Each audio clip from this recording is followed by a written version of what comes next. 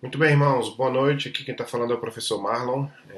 Vamos começar a nossa aula número 5 de Panorama da História da Igreja. Bom, eu digo boa noite para vocês porque vocês devem estar assistindo aí por volta de 5h30, quase 6 horas, né? Mas agora são 5, 3 e 14 aqui. Vamos lá começar então a nossa aula 5 do dia 30/8. Essa aula 5 começa com o nosso item 15, que é Erros dentro da Igreja, que faz parte de um capítulo que a gente já começou na aula passada, que é o que tem 14 também, desse capítulo 3, né? Então nós estamos aí na sequência do capítulo 3, que é a defesa da fé, inimigos internos e externos. Já vimos aí na aula passada heresias de fora da igreja e vamos hoje para os erros dentro da igreja, né? Vamos orar, pedir a Deus que nos acompanhe, que nos abençoe, que nos conduza durante esse período, né? Pai, louvado seja o Senhor, porque estamos mais uma vez reunidos para essa aula de panorama da história da igreja, na Escola Bíblica Dominical da Igreja Batista Central de Taguatinga. Te peço que o Senhor nos conduza, nos permita um tempo de aprendizado e que, à medida que a gente for aprendendo mais sobre o Senhor, sobre a sua história, sobre a história da sua igreja, nós sejamos capazes de adorar o Senhor com mais intensidade, com mais verdade, de modo a agradar ao Senhor, Pai. Adorarmos o Senhor em espírito e em verdade. Em nome de Jesus, amém. Então vamos lá, pessoal. Erros de dentro da igreja é o tema que nós temos aqui agora, né? Deixa eu fazer deixa eu dar uma olhada numa informação aqui ao lado.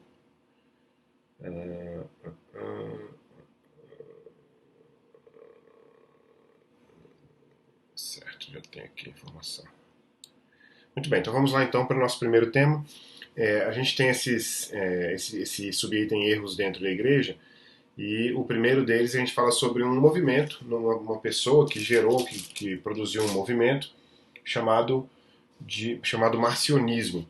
Movimento surgido após a doutrina de uma personalidade chamada Marcião ou Márcio.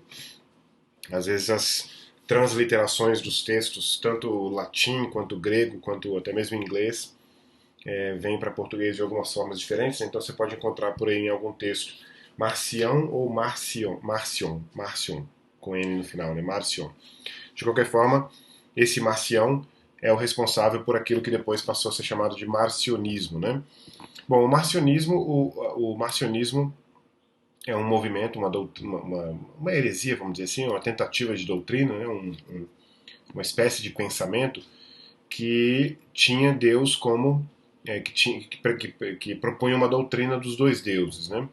Essa doutrina dos dois deuses, ela era uma doutrina necessariamente ligada à diferença entre o Deus que Marcião conseguia encontrar nas suas leituras do Antigo Testamento. Então havia um Deus do Antigo Testamento e havia um Deus do Novo Testamento. E olha só que isso é muito importante lembrar que esse é um período inicial na história da igreja, né? E que já existem pessoas, é, é, já existem, vamos colocar logo como controvérsias, né, com relação aos textos do Novo Testamento, né? Inclusive porque tem um detalhe importante sobre o Marcião, sobre o marcionismo, é que ele cria o que a gente pode considerar como cânon marcionita, né? Exatamente por causa dessa leitura de um Deus. Aliás, vou até colocar aqui, não, já está aqui, ó. Um Deus criador, né, do Antigo Testamento. Então esse Deus do Antigo Testamento é um Deus criador e o Deus do Novo Testamento é um Deus redentor, o Deus da Nova Aliança, né? Só que Marcião não diferenciava apenas os dois deuses. Aliás, é importante lembrar que ele acreditava realmente em dois deuses, duas personalidades, duas figuras, né, dois deuses de fato, né? Não duas leituras diferentes do mesmo Deus, com base nos textos do Antigo Testamento e com base nos textos do Novo Testamento. Não se tratava do mesmo Deus criador, né, que era o Pai de Jesus Cristo, e que, por isso, quer dizer, que era o mesmo Deus. Né? A ideia é exatamente dois deuses, duas figuras. Inclusive, é importante lembrar que, para o Marcião, o Deus do Antigo Testamento era um Deus que ele rejeitava, né? Ou seja, um Deus que cobrava os pecados, né? Um Deus justo no sentido de um Deus que cobra, um Deus que verifica, né? Um Deus que está constantemente preocupado com a conduta, né, do seu povo, mas não apenas isso, está preocupado com essa conduta e que pune, né, que pune esse seu povo frequentemente, né? Então esse é o Deus do Antigo Testamento, segundo Marcião, né? O Deus do Novo Testamento, aliás, ele não usa essa expressão, mas ele geralmente usa a expressão Deus de amor, né? Um Deus misericordioso, um Deus compassivo, né? O Deus, enfim, o Deus que tudo perdoa, né? Aliás, na teologia, vamos dizer assim, entre aspas, né? Na teologia do Marcião, Deus, o Deus verdadeiro, que era o Deus do Novo Testamento, o Deus apresentado no Novo Testamento, que é um Deus completamente perdoador, e quando eu digo completamente perdoador, no sentido de que ele perdoa tudo, né?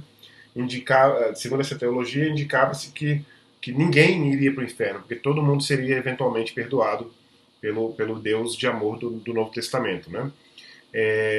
E obviamente que esse problema do marcionismo, o problema, bom, aí vem o cânon, a questão do cânon, né? Esse cânon marcionita era um cânon em que ele rejeitava, obviamente, todo o Antigo Testamento, né? Então, o cânon marcionita não teria nada do Antigo Testamento, mas também não teria qualquer texto, e não só texto completo eliminado, né? Mas qualquer trecho do Novo Testamento, dos textos que posteriormente viriam a ser o Novo Testamento, que pudessem ter qualquer texto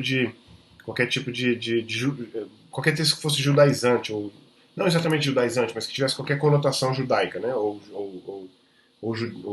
né, de uma perspectiva judaica. Então essa era a perspectiva do Marcião. Inclusive é importante lembrar que o fator cânon de marcionita aqui, esse problema, vamos dizer assim, ele é um problema que tem um efeito muito positivo na igreja, se você pensar bem, porque é o efeito de que a igreja deveria estar preparada para desenvolver o cânon, né, do Novo Testamento de fato, né? Ou seja, afinal de contas, se a gente não pode, por exemplo, rejeitar essa ou aquela carta de Paulo, como o Marcião faz, ou se a gente não pode rejeitar, por exemplo, os evangelhos, como o próprio Marcião faz, por que texto que é sagrado, né? Então a pergunta começa, a pergunta aumenta, vamos dizer assim, a intensidade da pergunta aumenta a partir do Marcião, e isso vai levar a igreja, eventualmente, a se preocupar com isso de forma tão intensa que vai chegar, eventualmente, a um cânon posteriormente. Né? O cânon do Novo Testamento não é exatamente algo com data marcada, né? É algo que vai se desenvolvendo à medida que o tempo vai passando, nos primeiros mais ou menos 400 anos. Né? Eu já devo ter mencionado para vocês, se eu não tiver mencionado, eu digo agora, que o cânon, na verdade, foi questionado até mesmo na Reforma Protestante. O Martinho Lutero não aceitava, por exemplo, com muito agrado, ele aceitou, mas não aceitava com muito agrado, por exemplo, a Carta de Tiago. A Carta de Tiago era considerada pelo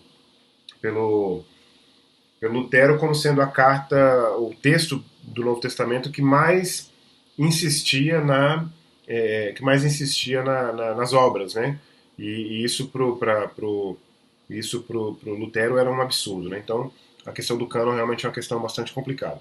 Tem um outro aspecto importante para o cânon também, que a gente vai ver logo mais aqui na frente, que são as perseguições. Né? As perseguições, tem um germe do cânon do Novo Testamento. A gente vai falar sobre isso logo mais, mas é só para você já ter uma ideia de como que grosso modo, aí, o desenvolvimento do cânon do Novo Testamento. Né? A gente passa agora para um outro erro dentro da igreja. Na verdade, essa expressão erro dentro da igreja eu só uso porque o nosso livro traz. Né? Eu não gosto muito dessa expressão, porque apesar do Marcião ser um cristão, esse movimento ebionista não era exatamente um movimento cristão, portanto eu não poderia dizer que fica dentro da igreja. Né? Mas aí a ideia é a seguinte, quando o ebionismo é um movimento de caráter judaico, e ele tem origem dentro do judaísmo, obviamente, mas ele tem origem dentro do judaísmo numa forma de interpolação, vamos dizer assim, do judaísmo com o cristianismo. Né? Claro que mantendo características muito mais judaizantes ou judaicas do que o Novo Testamento, do que o cristianismo, e causando o problema herético, vamos dizer assim, que o ebionismo causa. Né? Então o problema principal era a negação da divindade de Jesus. Né? Você pode observar que aliás, o próprio Marcião era dualista nesse sentido. O dualismo, como a gente já viu anteriormente, o dualismo não concebe a divindade se materializando, por exemplo, Deus se materializando no Filho, né, Jesus na Terra, né, ou seja, vou colocar aqui a Terra, aqui o globo, né, vou colocar mais redondo isso aqui, né, Então não consegue imaginar, não consegue conceber a divindade, né? Vou colocar o céu aqui, a divindade se relacionando com a terra, né? com o material. Né? Já o ebionismo não conseguia considerar, por exemplo, a divindade de Jesus, ou seja, Jesus era uma pessoa, era uma figura. Aliás, eu ia falar do dualismo, mas eu devia ter falado também do docetismo.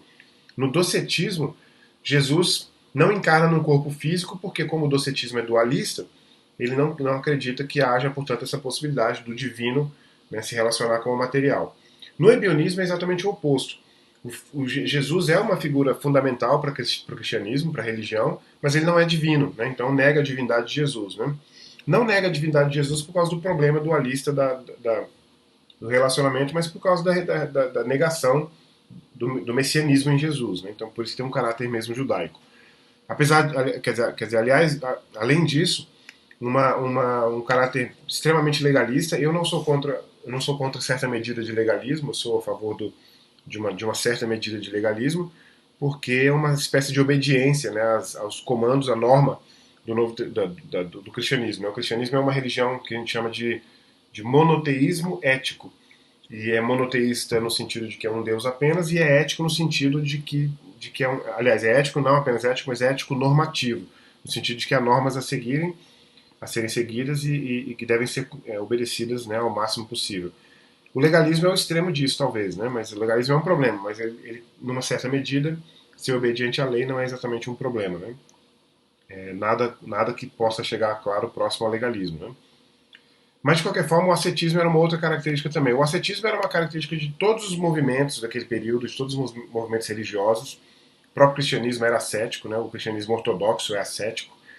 Nós, como cristãos ortodoxos hoje em dia, né, conservadores, nós devemos levar em consideração uma medida de ascetismo também importante. Né? Então é bom lembrar que uma medida de ascetismo nunca uma medida de ascetismo não pode ser rejeitada. Né? Claro que um ascetismo extremo também, como a gente vai ver com o Orígenes logo mais, né? Hoje ainda nessa aula a gente vai falar sobre o Orígenes, que avança para um ascetismo, eu vou colocar redundante de propósito, né? Extremamente radical, né?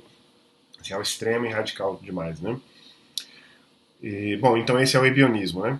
Uma outra característica que pode ser considerada como um erro interno, um erro dentro da igreja, é o chamado montanismo, que tem origem numa figura, numa pessoa chamada Montano. Também deu a impressão de que Montano é uma cidade, né? Origem em Montano, mas Montano é uma pessoa, né? O Montano, portanto, é uma espécie desses messias, né? Ou desses... aliás, messias não, melhor dizendo, uma espécie de profeta, né? O Montano trouxe uma nova profecia, e essa profecia nova ela tinha características tinha uma característica escatológica muito, muito forte, ou seja, ele defendia e pregava e convenceu muita gente da iminência da volta de Cristo. Né? Cristo voltaria ali a qualquer momento, literalmente, então era necessário haver uma medida muito grande de ascetismo. Eu já pensei nisso uma vez, né, um pensamento muito individual.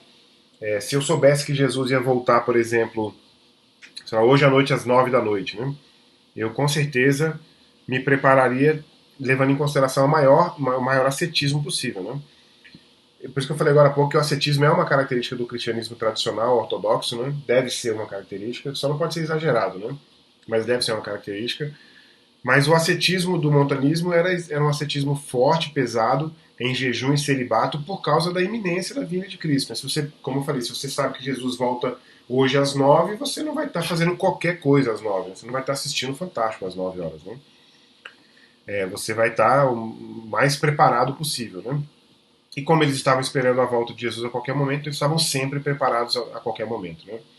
Mas o importante, o problema mais importante, o problema ou a heresia mais importante no montanismo era o fato de que o montano se considerava um recipiente do Espírito Santo, né, que em grego é o Paráclito, portanto, ele é que tinha a mensagem final, a mensagem profética final, que definiria os encaminhamentos da igreja, já que ele era esse recipiente do Paráclito. Ele não era simplesmente uma pessoa qualquer, ele não era simplesmente um profeta qualquer, ele não era simplesmente uma sucessão de Jesus Cristo, ou uma, não sei se eu posso dizer sucessão no sentido de substituição, mas ele era uma sucessão no sentido cronológico, né? Então houve Jesus, houve Moisés, Jesus e agora há o montano, né? Eu estou aqui para profetizar com relação à volta de Cristo, né? Então esse é o montanismo e os seus problemas, né? Obviamente que todos esses problemas, esses erros dentro da igreja foram respondidos, né? É como eu já falei aqui uma vez e repito aqui de outra forma, né? A gente sempre responde às demandas, né, que estão sendo feitas no momento, né? Então, as demandas naquele período eram essas e, portanto, as defesas do cristianismo e a refutação dessas demandas, dessas questões, eram feitas pelos apologistas dessa geração que a gente está vendo agora. Deixa eu ver onde é que está aqui em cima, que a gente fala sobre aqui, ó, exatamente dessa terceira geração, que é a geração dos apologistas, né? Essa terceira geração dos apologistas é a que a gente está ainda e, portanto, os apologistas apresentavam as defesas, né, da sua fé cristã, com base, obviamente, naquilo que era popular na época, né? Então, se não houvesse, por exemplo, uma acusação de corrupção, de suborno, de roubo ou de alguma coisa desse tipo, não haveria necessidade de defender contra isso e, portanto, não haveria escrito sobre isso. Mas como havia acusações, problemas de caráter doutrinário, então é exatamente nesse sentido que eles se defendiam e a gente vai ver isso ainda hoje, né? Antes de chegar lá necessariamente nos apologistas, né, os principais apologistas e seus escritos, a gente passa para as perseguições, né? As perseguições no imperiais, né? Quando a gente fala de perseguições imperiais aqui, a gente está falando de perseguições oficiais ou legais ou estatais, né? E obviamente imperiais, vinda do império mesmo, né? Vinda do governo do Império Romano, né? Bom, a gente teve, se você observar aqui a forma como eu coloquei, a gente teve perseguição no século I, no século II, no século III e no século IV. Né? É claro que a gente tem perseguição até hoje, né? Mas a questão é outra. A questão é que a gente está colocando aqui perseguições bem específicas. Aliás, é importante colocar para vocês aqui que as perseguições, elas eram... É engraçado, isso é muito importante, porque às vezes a gente tem... Normalmente eu encontro alunos, principalmente em cursos de introdução à história do cristianismo, cursos de... Por exemplo, esse curso de panorama da história da igreja, quando eu pego alunos que não têm nenhuma relação, nenhuma experiência, nenhum contato com a história da igreja ainda, né? Como eu sempre digo que a culpa disso é da própria igreja, mas é uma culpa justificada, né? Assim, a gente não aprende nada sobre a história da igreja porque a gente vai até Atos, né? A gente vai até, enfim, a gente vai até Atos no sentido da igreja, da história da igreja, né? A gente vai até João, é claro, até João não, até João no Apocalipse, mas os pastores pregam essencialmente sobre a Bíblia, né?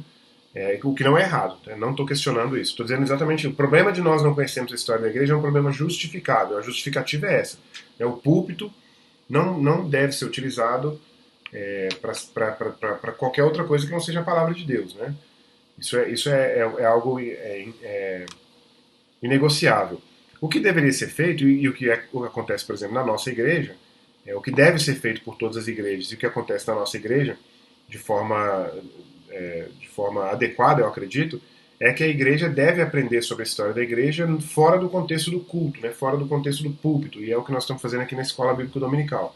Mas o fato de que nós não tínhamos isso anteriormente ocasionou isso para mim também no ano passado, quando nós começamos. Passado ou retrasado, agora já não me lembro se a gente começou em 2018 ou se foi 2019, mas a gente começou a nova EBD, como nós chamamos, né? Com esses módulos de estudo e a história do cristianismo entrou, né? Tanto a história do Novo Testamento quanto a história do Antigo Testamento. Panorama do Antigo Testamento e panorama do Novo Testamento.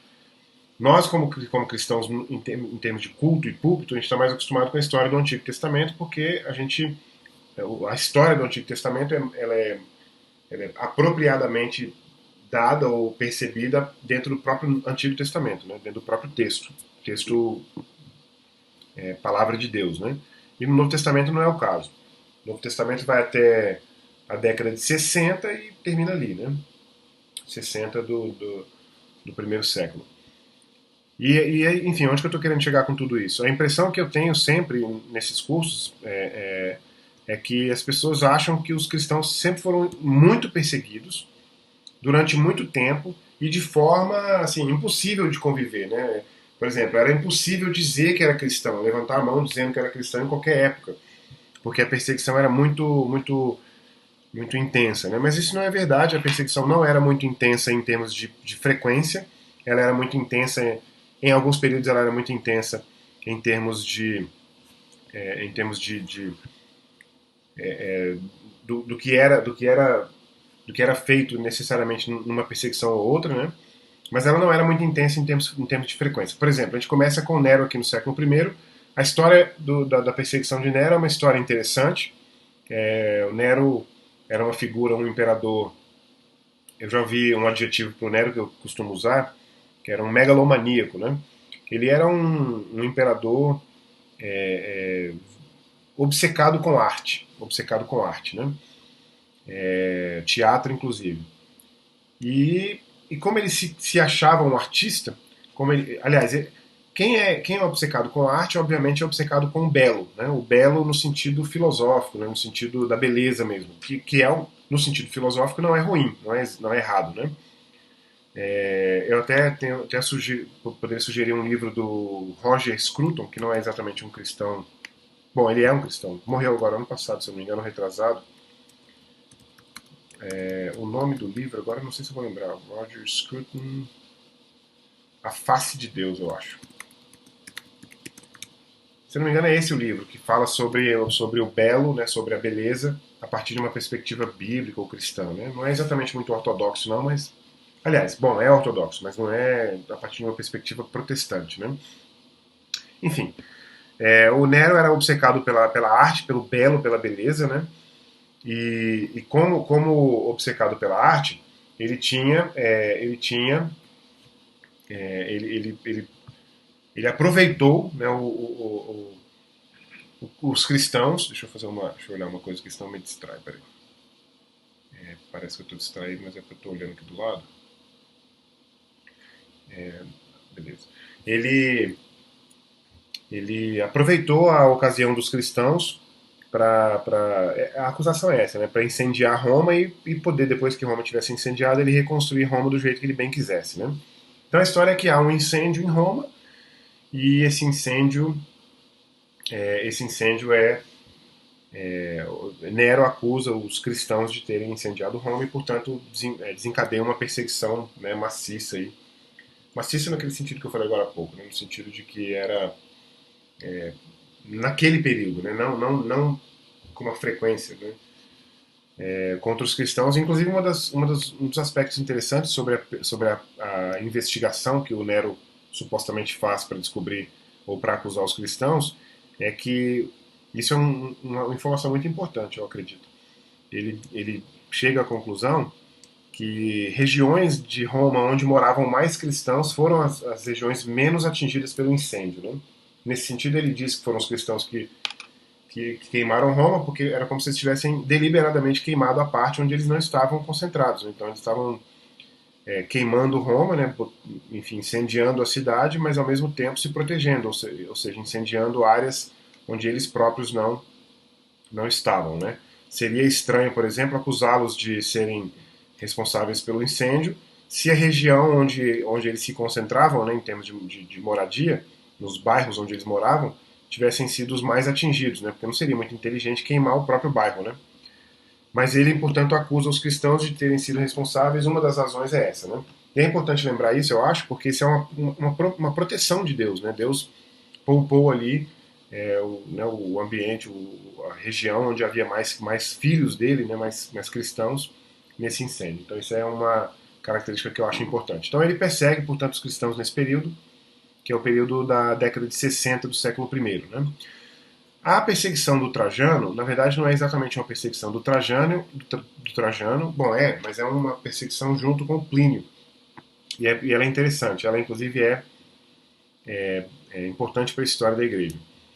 Porque o Plínio é um prefeito da região de Bitínia, que fica na Ásia Menor.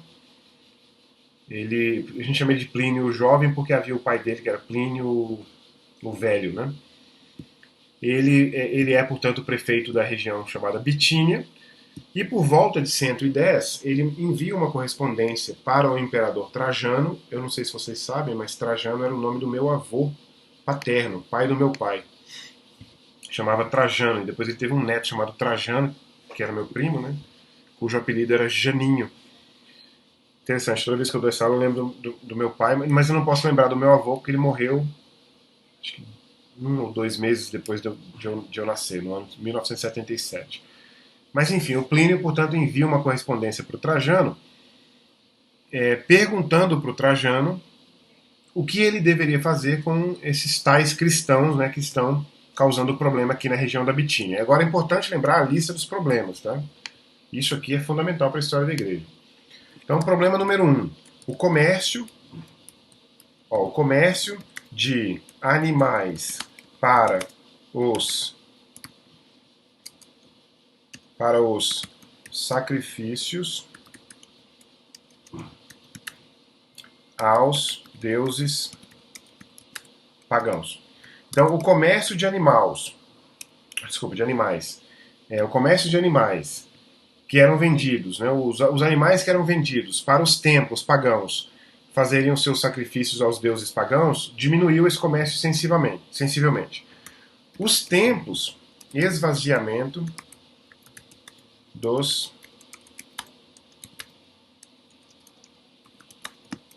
templos pagãos também. Né? Outro problema, né, que os cristãos estavam ocasionando na região da Bitínia. Olha só que problemas interessantes, vamos falar sobre eles daqui a pouco. Terceiro problema era, mais uma vez relacionado ao comércio, vou colocar aqui então como 2, mais uma vez relacionado ao comércio de incenso. O comércio de incenso estava diminuindo também sensivelmente.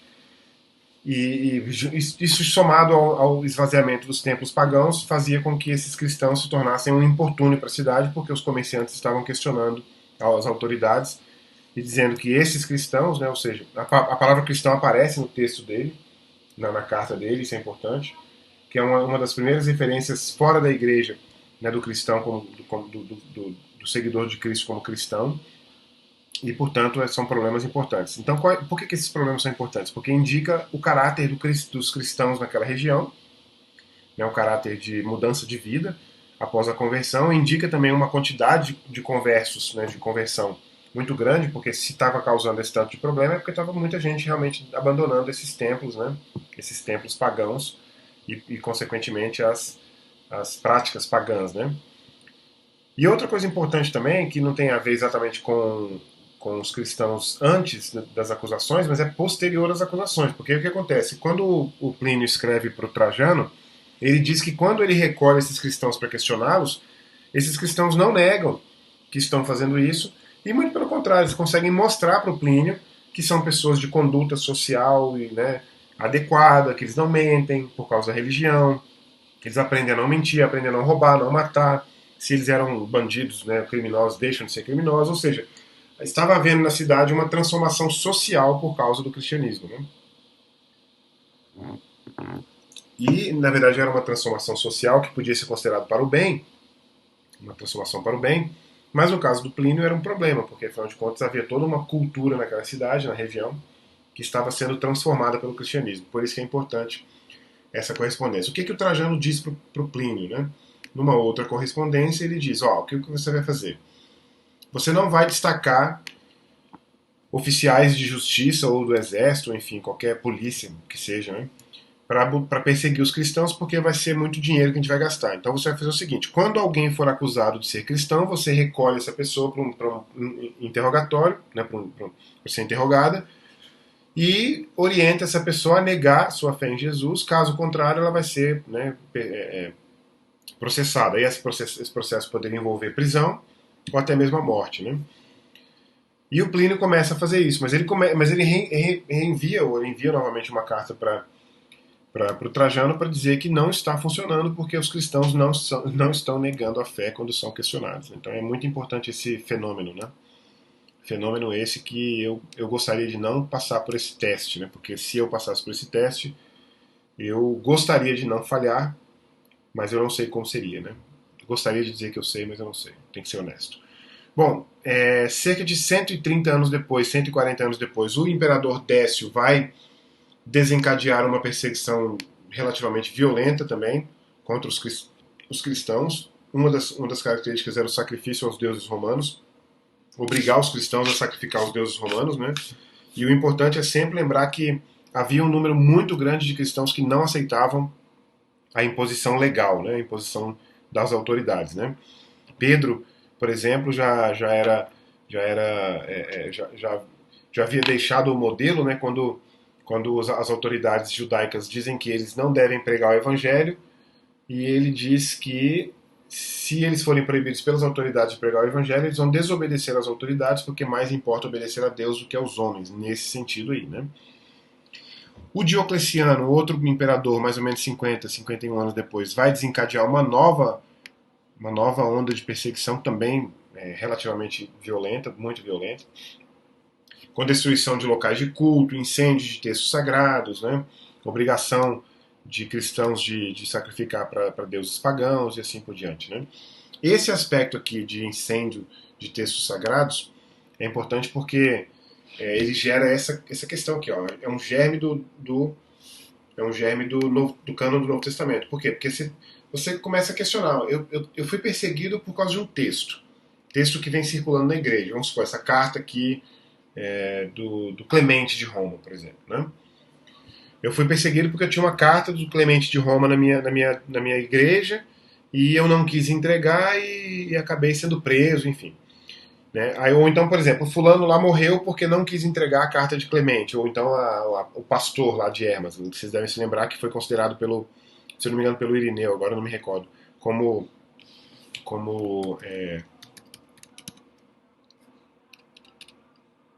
vamos achar? Pelo Irineu, exatamente, foi considerado pelo Irineu como sendo, como sendo texto sagrado, como sendo canonizado, né? E nesse sentido, é como se eu vou ser perseguido por não entregar um texto, vou morrer por causa disso. Tá, tudo bem, eu aceito morrer, né, pelo evangelho, aceito morrer pelo texto sagrado, mas qual é o texto, afinal de contas, né? Quais são os textos que são de fato sagrados, pelos quais eu devo morrer? Né? Então, esse questionamento, eu não vou morrer por um texto qualquer. Então, eu preciso entender essa questão, né? Era necessário entender essa questão da, é, da inspiração, né, do texto. Então, isso é importante. A importância da fidelidade também, que fica como modelo. E olha que importante isso que eu vou dizer agora. As perseguições, quando elas são encerradas em cerca de 323 pelo imperador Constantino, que a gente vai falar sobre ele daqui a pouco, o fim das perseguições, ou seja, o fato de que o cristianismo passa a ser considerado como uma religião lícita, legal, é um grande problema para a igreja, se você for pensar bem, porque você tinha agora, você tinha mais dificuldade, vamos colocar assim, para separar o joio do trigo, né? Isso tudo a gente vai vendo depois, mas é importante você ter isso em mente já de cara, né? Bom, temos aí então o fim do nosso segundo subitem de hoje, né? E passamos agora para os principais apologistas e os seus escritos, né? Começamos com uma figura chamada Justino Marte, que não tem esse nome à toa, foi martirizado em 165. Mas o Justino é importante porque ele era um filósofo, ele era uma das pessoas mais, ele era uma das figuras mais intelectuais ou mais educadas no sentido de formação mesmo, né, leitura, enfim. Só o fato de ler naquela época já era algo muito importante, né? Mas ele era uma das figuras mais importantes nesse sentido no período, mesmo não sendo cristão, né? Ele é um filósofo em busca da verdade, aliás, a filosofia está normalmente em busca da verdade, né? O que eu não concordo é dizer que a filosofia está sempre em busca da verdade. Ora, como assim? Quando você descobre a verdade, você continua procurando? Ou você nega a verdade só porque você não quer parar de procurar? Claro que não. A filosofia está em busca da verdade. Quando a verdade é encontrada, a filosofia trata dela, mas não trata dela mais como busca, trata dela agora como compreensão, né? Porque se ela foi encontrada, obviamente que ela não deve ser mais procurada, né? Talvez seja compreendida, mas não procurada. Enfim, o filósofo em busca da verdade é o Justino Marte. O que acontece é que ele funda uma escola em Roma, uma escola, né, filosófica, uma escola. Havia isso, eu sempre quis fazer isso aqui no nosso tempo, né? Eu acho que eu não sei se eu seria muito bem sucedido, né? Talvez eu queria abrir uma escola de, sei lá, de pensamento cristão, história do pensamento cristão, para dar aula disso, né? Mas hoje em dia as pessoas levam em consideração o valor dos certificados, né? Inclusive por isso falsificam certificados, né? Porque não se importam com o conteúdo do aprendizado que vai ter no curso e se importam muito mais com o papel que diz que elas fizeram o curso, né? O papel, na verdade, diz que elas foram. Bom, o papel diz que elas frequentaram o curso, não diz o que elas aprenderam. Aliás, quando o papel é falsificado, não diz nada, na verdade. Né? Bom, diz sobre a pessoa, né? Mas enfim, eu sempre tive vontade de fazer uma escola aqui, né, escola de história do pensamento cristão, mais ou menos no modelo aí da escola do Justino, da escola do próprio Platão, né, a academia do Platão. Não que eu me compare a essas figuras, mas porque eu acho que eles fizeram algo importante que expandir o conhecimento, né? Mas enfim, ele tem portanto essa escola em Roma. Ele é mestre do Tassiano, e a gente obviamente vai dizer lá na frente, quando a gente for falar do Tassiano. Se bem que eu não sei se a gente fala do Tassiano nesse curso, mas o Tassiano é uma figura importante lá na controvérsia ariana, né, do arianismo, que a gente vai ver ainda hoje. E ele é ele é bom, ele não ele não é exatamente um discípulo de Justino na medida em que ele não segue o pensamento do Justino exatamente, mas o Justino é o mestre dele, ele ensina ele, né? O Justino se converte aos 33 anos de idade, quando ele está andando numa praia próxima a Éfeso. Ele encontra ali um presbítero cristão e o presbítero insiste em que ele leia as escrituras, exatamente porque ele está falando sobre a busca da verdade como filosofia, e aí se você quiser buscar a verdade, já leu as escrituras? Não, ora, mas como é que você pode não ter lido as escrituras se você está em busca da verdade? Algo mais ou menos assim, né? E quando ele lê as escrituras, ele se surpreende com o grau de. Ele se surpreende com o cumprimento das profecias do Antigo Testamento na pessoa de Jesus Cristo. Né? E nesse sentido, ele não pode negar, ele não deseja negar, portanto, que se há essa correspondência entre o Antigo e o Novo Testamento, o que deve haver é a verdade, então. Né? Bom, ele vai ser um defensor da igreja e da doutrina ortodoxa contra o marcionismo, né? E nesse sentido ele vai defender especificamente o caráter judaico. Eu não gosto de usar a expressão judaizante porque não quer dizer que seja propositalmente judaico, né? No sentido de transformar em judaico, transformar quem lê, vamos dizer assim, né? Mas ele defende, portanto, os textos do Antigo Testamento e defende também os textos daqueles textos que comporiam o Novo Testamento, que tinham características judaicas, né? Porque eram todos escritos por judeus, né? Então não podia não ser, né? Você não consegue se desvencilhar do seu pensamento da vida inteira em pouco tempo, né? Você consegue, aliás, você não consegue se desvencilhar dele por completo nunca, né? Quando Paulo fala que nós somos nova criatura, que tudo, as coisas velhas se passaram, que tudo se fez novo, eu imagino, né? Eu não entendo de teologia nem de exegese, mas eu imagino que ele esteja dizendo que tudo se faz novo na medida em que tudo que se busca é o novo, né? Ou então na medida em que você está no caminho em que tudo eventualmente será novo. Né? Vamos colocar um outro texto do Paulo para interpretar essa própria fala dele. Nós agora vemos em parte, e então, ou seja, na glória, veremos face a face. Em outras palavras, nós estamos a caminho da glória, né, do ponto de vista, né, do fato de que a gente está ainda, usando mais uma vez uma expressão paulina, a gente está ainda no combate, no combate não, na corrida, né? Bom, no combate também, né? Combati o bom combate, concluí a corrida e tal. A gente está no combate ainda e na corrida e a gente não está, portanto, no final da corrida. Então a gente ainda está a caminho da glória. Quando a gente chegar na glória, a gente vai ver face a face, vai conhecer por completo. Mas por enquanto não. Então a gente está em busca do novo, né? Vamos dizer assim. A gente não faz só o que é novo, né? A gente continua ainda com características da vida anterior. Não estou dizendo exatamente do velho homem no sentido do pecado, mas da vida anterior. Então o Justino é, portanto, um defensor dos textos que tem esse caráter judaico, porque ele sabe, obviamente, que esses textos, ele entende que esses textos são inspirados e ele não entende que, quer dizer, ele entende, melhor dizendo, né, ele entende que esse caráter judaico não pode simplesmente desaparecer assim, não tem como desaparecer assim tão facilmente, né? Ele escreve ao imperador, era uma coisa, era algo comum naquela época, né? Hoje seria bom se a gente pudesse fazer isso hoje, né? Então ele escreve ao imperador defendendo o cristianismo, né? Defendendo o cristianismo, inclusive contra as perseguições, não apenas defendendo porque queria apresentar o cristianismo como algo verdadeiro, como a melhor das filosofias, vamos dizer assim, mas também para defender contra perseguições, né? O período que ele vive é o período em que havia as perseguições que tinham sido. Aliás, eu não disse isso naquela hora, mas aquela prática iniciada pelo Trajano é uma prática que vai continuar acontecendo frequentemente, a não ser em períodos mais pesados de perseguição, né, como no caso do Décio, Diocleciano.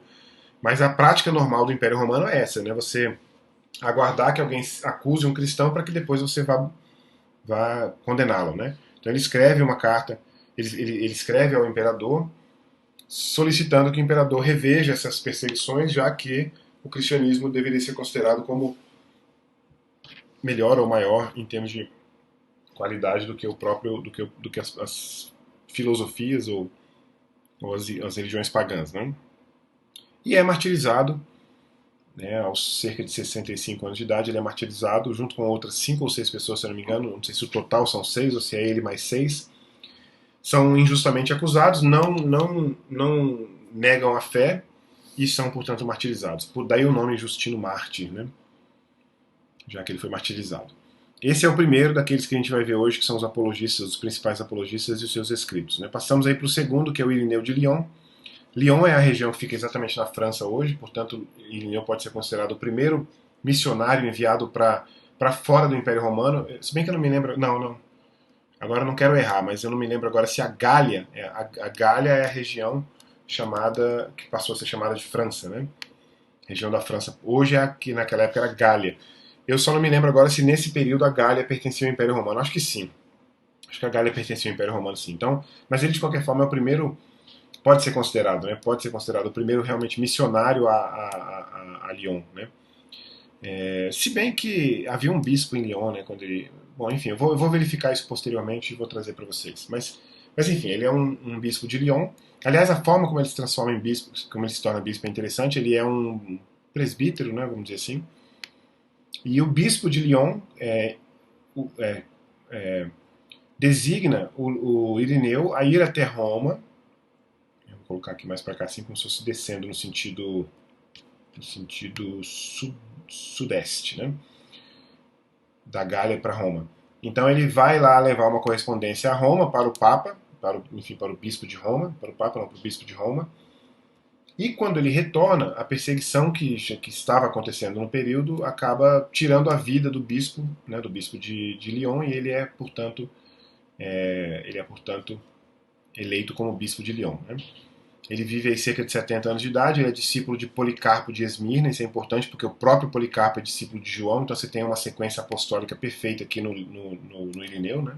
Eu gosto dessas sequências apostólicas, eu acho que dessas sucessões apostólicas, né? Eu acho que elas são fundamentais. Eu queria estudar isso, queria estudar algumas coisas. Né? Já falei para vocês do monasticismo, agora eu falo da sucessão apostólica, eu acho legal também. Ele é um discípulo de Policarpo e ele vai escrever, ele vai se opor, principalmente, entre outras coisas, contra o gnosticismo. Né? Já vimos o gnosticismo anteriormente, então ele vai se opor ao gnosticismo e, nesse sentido, ele vai seguir ele vai dar sequência àquela defesa da autoridade apostólica, né, que já começa lá no Clemente, né, no Clemente de Roma, no Inácio de Antioquia, né, aquela insistência de que a autoridade apostólica é importante, e eu sempre sou a favor dessa autoridade apostólica na medida em que você tem o próprio Deus revelando aos discípulos o texto do Novo Testamento, é completamente apostólico nesse sentido, né? Você tem os discípulos ensinando os seus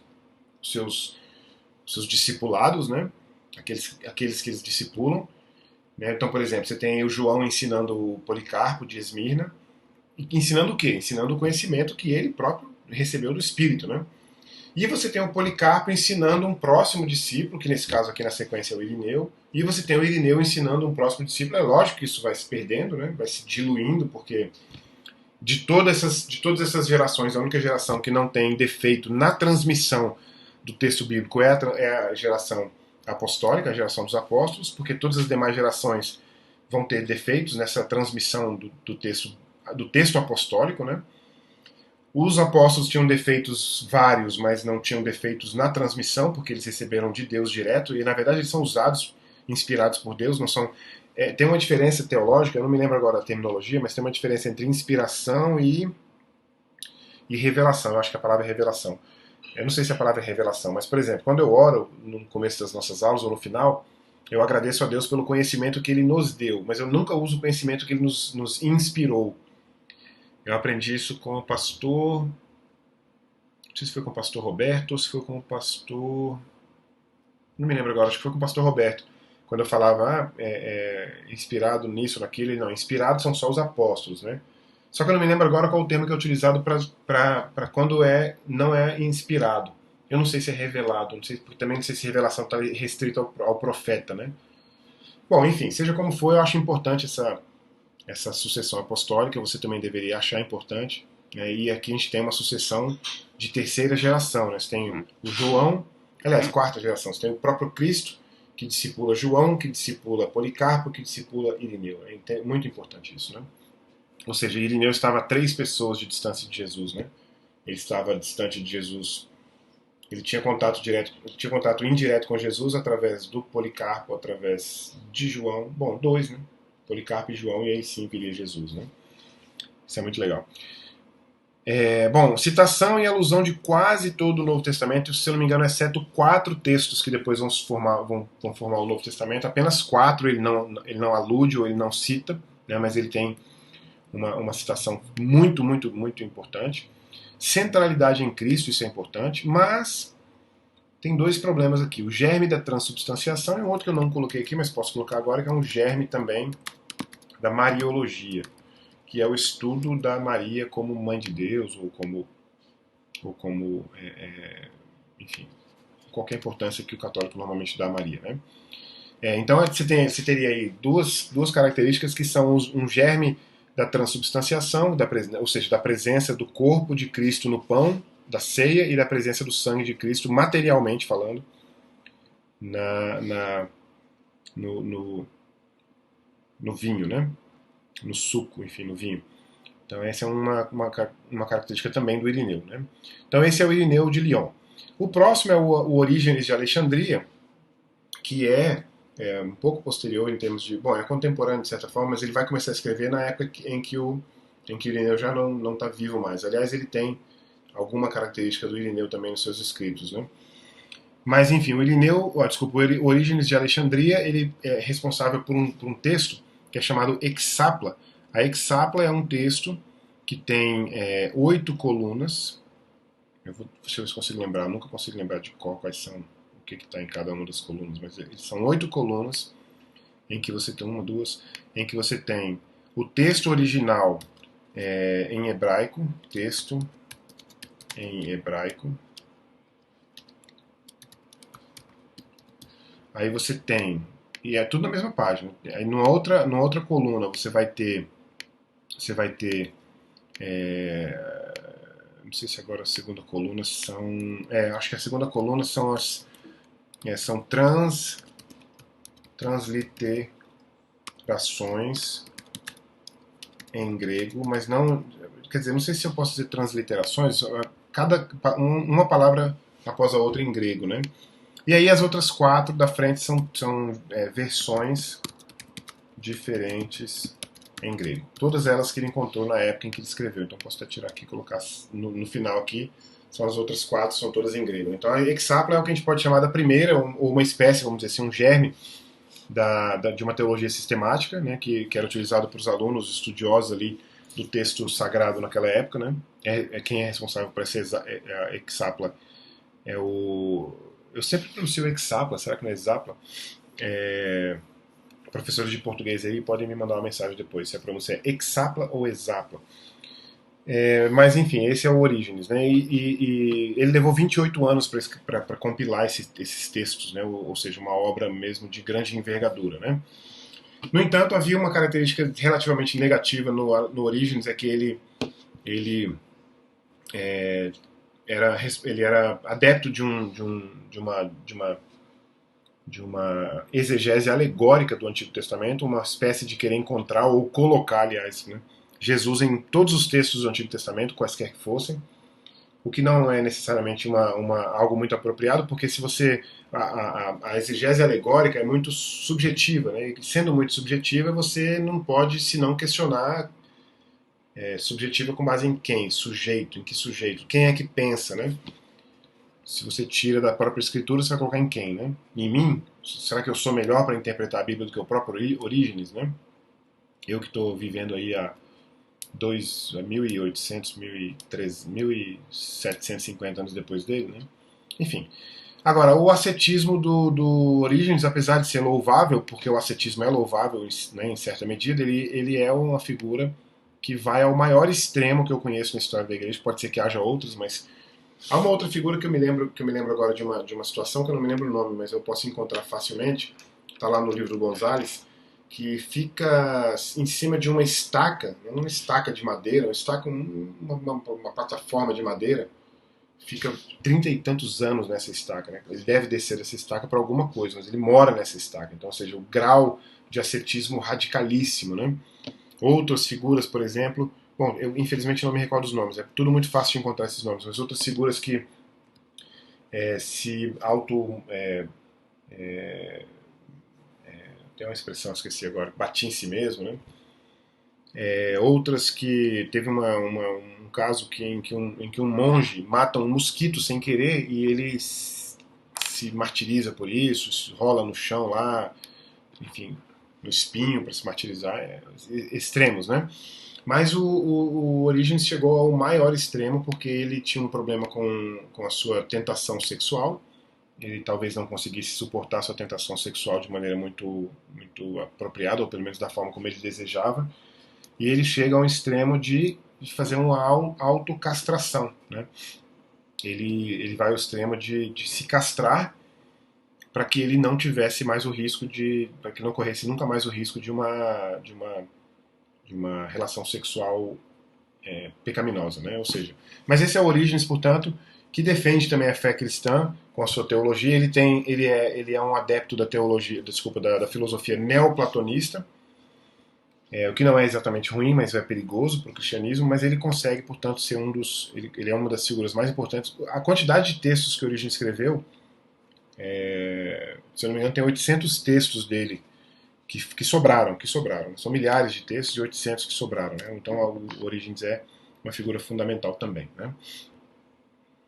Seguimos para o final da nossa aula falando sobre a natureza pré-encarnada de Jesus, mas agora já entrando no capítulo 4, que é o capítulo da Igreja Antiga e a Teologia. Nós entramos aqui na quarta geração, que é a geração dos teólogos. Né? A gente viu a primeira geração, que era dos apóstolos, a segunda geração, que era dos pais apostólicos, a terceira geração dos apologistas, que a gente acaba de terminar agora, e a quarta geração, que é a geração dos teólogos. Né? Aqui sim você começa, inclusive aqui, ó, solução de questões doutrinárias. Você começa a ter textos e perspectivas doutrinárias que vão ser que vão postergar, né, que vão ser deixadas como legado para a história da igreja toda, né?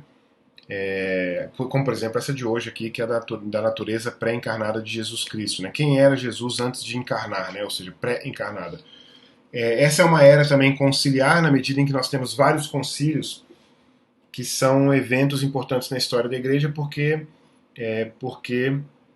são acontecimentos que definem ou que procuram definir doutrinas, né, doutrinas ortodoxas, né, e descartar, obviamente, heresias. Né? Então a gente vai ver hoje, não sei se, não, hoje não, a gente vai ver, hoje a gente a gente já fala hoje do Concílio de Nicéia, que é o primeiro e um dos mais importantes deles, que está dentro desse período que a gente chama de era conciliar também. Né? Então a gente tem esse item 18, que é a natureza pré-encarnada de Jesus, e a gente começa com um movimento herético, problemático, duradouro, foi pelo menos até o século VII, né? Começa no século IV, ou seja, em torno de 300, logo no começo do século IV,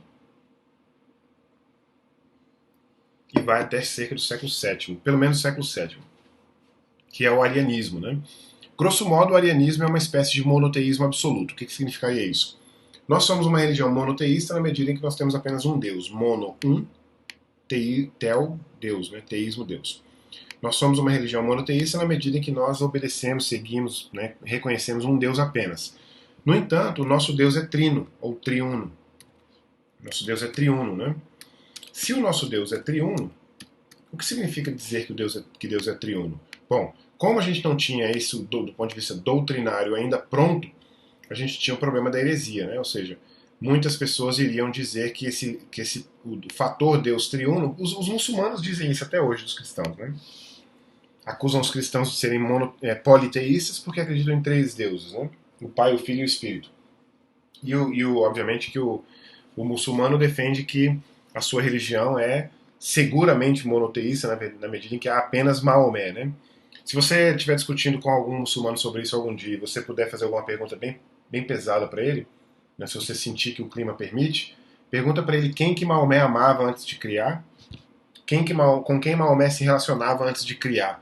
E aí você vai chegar à conclusão de que ele não amava ninguém antes de criar e, portanto, ele não sabe o que é amar até o momento em que ele cria. Seria como se fosse uma espécie de acidente ou de surpresa, né? Deus cria e, de repente, ele fala, nossa, criei algo semelhante a mim mesmo, logo eu tenho que amar esse ser, né? Então, como é que eu faço para amar, né? E a questão da comunicação também. Se Deus se comunica com a criação, como que ele se comunicava antes com quem, né? Então, significa que ele é eternamente incomunicável, né? E passa a ser comunicável ou comunicador apenas depois da criação, então isso é algo muito problemático no islamismo. Né? Ou, na verdade, é algo problemático numa percepção de que o cristianismo deveria ser um monoteísmo absoluto, assim como foi o caso do Ário. Né? O Ário nasceu em 256, morreu em 336, ele era um sacerdote no norte da África, não era bispo, inclusive por isso que ele não participa do concílio de Nicéia, que só bispos participam. E ele defendia um monoteísmo absoluto e dizia que o filho havia sido criado pelo pai. A percepção é interessante, de certa forma. Se você não quiser correr o risco de cair num politeísmo, você tem que. Bom, é claro que a gente vai aprender, principalmente na próxima aula, com esses três capadócios aqui, e com o próprio Atanásio também. Se bem que eu não sei se Atanásio aparece na próxima aula, deixa eu só olhar aqui, peraí. Estou curioso porque eu falei sobre o Atanásio hoje. É 19, 20. Sim, o Atanásio aparece aqui, ó. O Atanásio vai aparecer aqui. Então, o Atanásio, tanto o Atanásio quanto esses três capadócios, né, que são o Basílio de Cesareia, o Gregório de Nazianzo e o Gregório de Nissa, todas essas quatro figuras foram responsáveis pela solução do problema entre aspas, né, do risco quer dizer, do problema que o Ário entendia que existia, que era o quê? O risco de cair num politeísmo. Né? Nem todos os teólogos daquela época acreditavam que defender a trindade era defender um politeísmo, né? mas o Ário acreditava.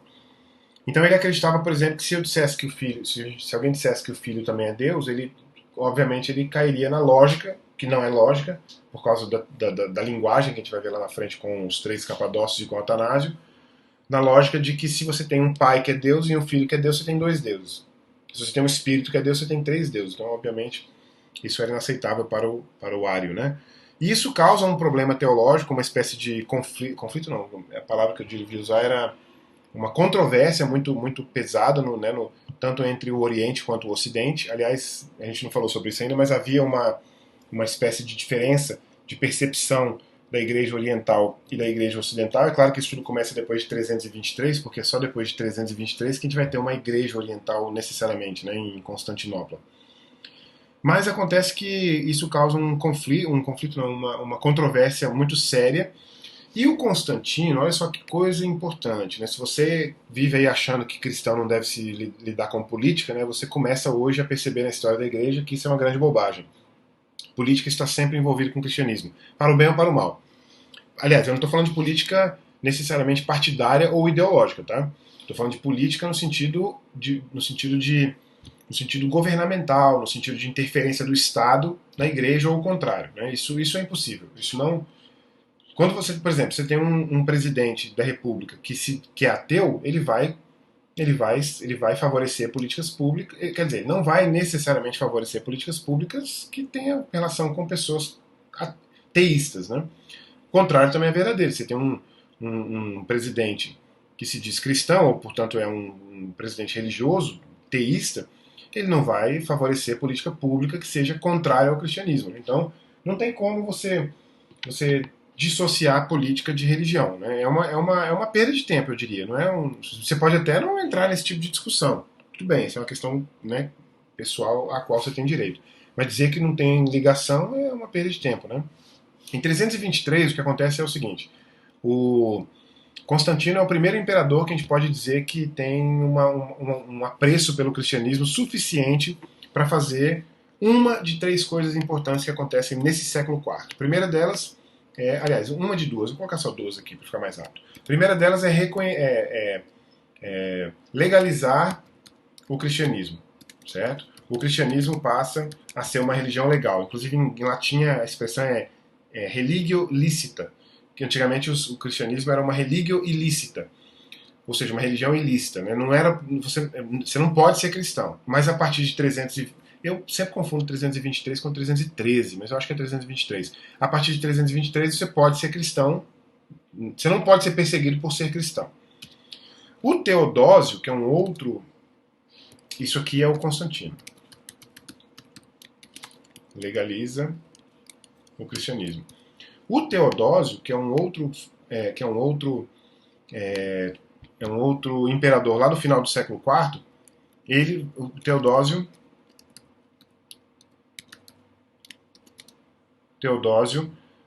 declara o cristianismo como religião